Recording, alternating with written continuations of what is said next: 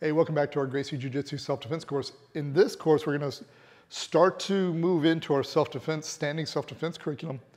And the first thing we need to understand is how do we deal with control when somebody controls us. Okay, Jiu-Jitsu has a very different philosophy than most martial arts. In a lot of martial arts, you know, somebody grabs you, what are you supposed to do? Right, hit them, break, yeah, smash, kick the balls, break the arm, do all these things. Rip the eyes out. Knock my arms off. Yeah. Yep. And one, what are you doing? You're escalating the situation. I'm escalating. Situation. Also, what do we always assume about an attacker? The attacker is bigger, stronger, more aggressive. Right. So the one thing that almost every style tends to teach is to punch your way out of a control. Okay. I think this is an incredibly dangerous philosophy to teach people, a dangerous tactic to teach people. The simplest way I explain it to people is watch a hockey fight. You'll see two guys and they're holding on each other, bam, bam, bam. And these two guys are relatively the same size. How often do they go down after the first punch? Oh, almost never. Almost never, right? And that's two guys who are about the same size. And they're strong, they're right. athletic. Now imagine a 210-pound guy and he grabs a woman and she hits him. Not a good idea. Nothing's going to happen. And if you say, well, kick the groin, well, I've actually seen quite a few videos of, I saw a woman kick a police officer straight in the groin. He just... I see it live.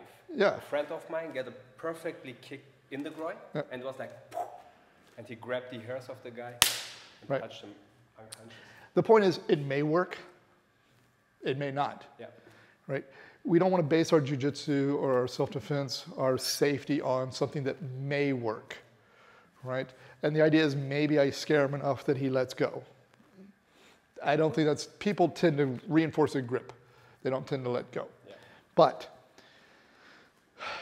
the idea is rather than escalating the situation, rather than trying to punch from a position, also if you grab me, and why do you grab me, by the way? To control distance? Control the distance, right? Because if he just puts his hand here and wants to punch me, I can run away. Yeah.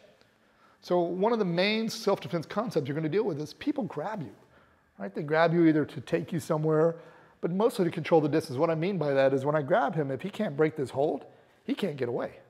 Right? And if he wants to start punching me, well, I'm still controlling and I'm fighting where I want the fight to happen. We never want the opponent to decide where the fight happens. So if I'm comfortable being here, means I think I have a good chance of winning the fight here. And if he goes to punch me, cover, boom. Well, that's not what we want to do. So what we need to focus on first is how do we deal with this control? And there are three things that I really want to do with the control. The first is simply escape the control. Right? Somebody grabs us, we escape it. That's our ideal, right? Because then we can get away. Okay. Something I want to point out, you don't want to punch when somebody's controlling you, right? If he grabbed me and I was able to break control, well, now I can punch if I absolutely wanted to, because why? You're not controlling me. I have freedom of movement. I can move around. I can get away. I can get a better angle. I can fight at the distance I'm comfortable fighting at. We want to dominate the control, meaning let's say he grabs my head here and I get inside. Okay, keep control. Pull my head down. Right? This can be for self-defense, can be just for pure grappling. You know, he grabs my head. Look, I pull my head down. Here. So I have to understand how to dominate the control, right? You grab me here, you feel you got a good control, right? Mm-hmm. When I grab you here, I come inside, do you feel you don't get control anymore? Right? That's dominating the control. So I haven't broken the control, but I've dominated it. The other one we're going to use is we're going to use the control against him. So it's a very simple thing. When somebody connects to me, I'm also connecting to you, right? So let's say I grab you here, and you step back. Well, yeah, if you understand how to, this is sort of a subset of dominating, but if you understand how to use the control, you can use it against me. So for our standing self-defense curriculum, for instance, we're going to first investigate how to escape the control. Then we'll revisit often some of the same attacks and then discover how to use the control to counterattack, if you will. Okay, so he grabs me. The first time I might break the hold. Second time he grabs me, and I might use it again to control him, submit him, put him in a vulnerable position, put him in a negotiation position. But this is the concept of when we get control, when the opponent gets control of us. And again, most often it's clinching, although it can very easily be framing, somebody pinning you.